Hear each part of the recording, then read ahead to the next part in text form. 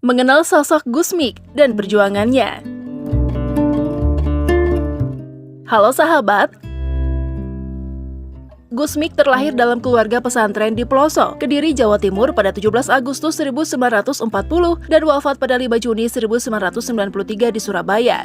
Dia lahir dari pasangan Kiai Haji Jazuli Usman dan Nyai Radliyah. Ayahnya adalah salah satu santri Hadratus Syekh Kiai Haji Hashim Asy'ari yang mendirikan pondok pesantren Ploso Kediri, sedangkan ibunya memiliki jalur keturunan sampai kepada Nabi Muhammad sebagai keturunan ke-32 dari Imam Hasan, anak dari Ali bin Abi Thalib dengan Siti Fatimah.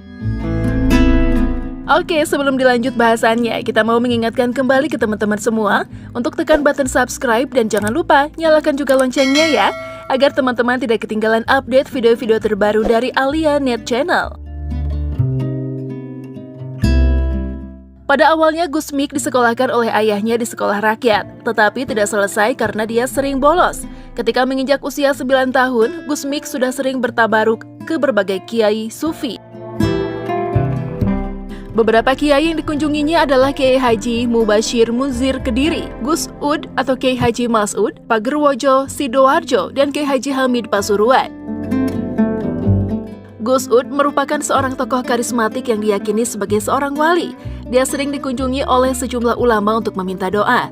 Di rumah Gus Ud, inilah untuk pertama kalinya Gusmik bertemu Kiai Haji Ahmad Siddiq, yang di kemudian hari menjadi orang kepercayaannya dan sekaligus besannya. Kebiasaan Gusmik pergi keluar rumah menggelisahkan orang tuanya.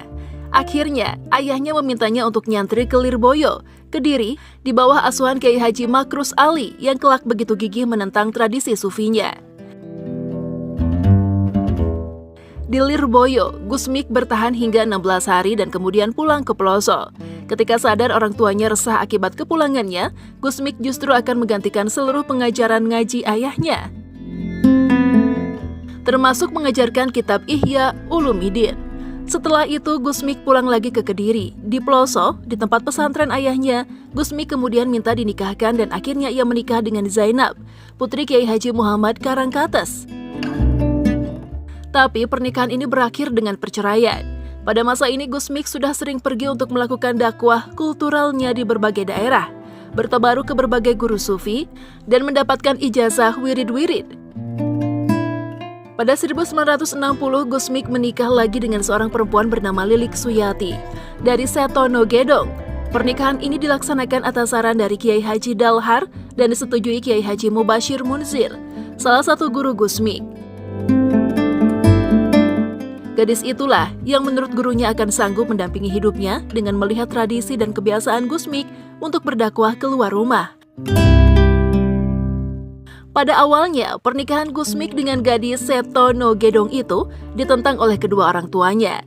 Tapi setelah melalui proses yang panjang, akhirnya pernikahan itu disetujui. Saat itu Gusmik sudah berdakwah ke diskotik-diskotik, ke tempat perjudian, dan lain-lain. Dari berbagai perjalanan, riadlah, dan tabaruk, Gusmik akhirnya menyusun kembali wirid-wirid secara tersendiri yang didapatkan dari para gurunya. Pada awalnya Gusmik mendirikan jamaah Mujahadah Lailiyah pada 1962. Sampai pada 1971, jamaah yang dirintis Gusmik ini sudah cukup luas. Jamaah Mujahadah Lailiyah yang dibangunnya kemudian berkembang menjadi Zikrul Ghafilin atau pengingat mereka yang lupa. Gusmik merupakan seorang hafiz atau penghafal Al-Quran. Karena bagi Gusmik, Al-Quran adalah tempat mengadukan segala permasalahan hidupnya yang tidak bisa dimengerti orang lain. Dengan mendengarkan dan membaca Al-Quran, Gusmik merasakan ketenangan dan tampak dirinya berdialog dengan Tuhan.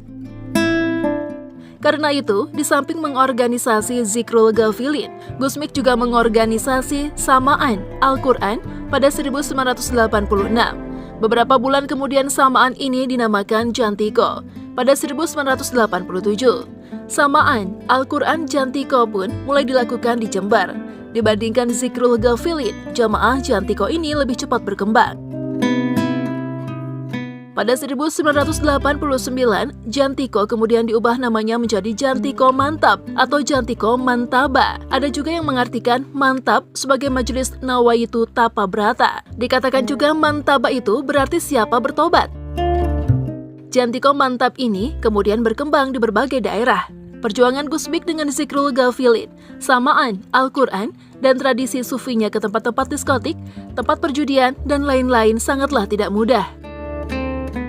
Di tengah-tengah Jamiah NU yang telah membakukan tarekat Mutabarah, tradisi sufi Gusmik mendapatkan perlawanan. Bahkan penentangan datang dari orang yang sangat terkenal, sekaligus pernah menjadi gurunya di Lirboyo, yaitu Kiai Haji Makrus Ali. Kendati demikian, semua itu bisa dilewati Gusmik dengan sabar.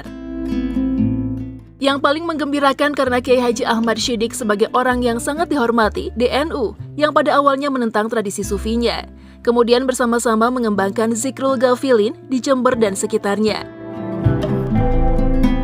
Gusmik adalah salah satu tokoh Nahdlatul Ulama atau NU dan pejuang Islam yang masyhur di tanah Jawa dan memiliki ikatan darah kuat dengan berbagai tokoh Islam ternama, khususnya di Jawa Timur. Karena itu wajar jika Gusmik dikatakan pejuang agama yang tangguh dan memiliki kemampuan yang terkadang sulit dijangkau akal.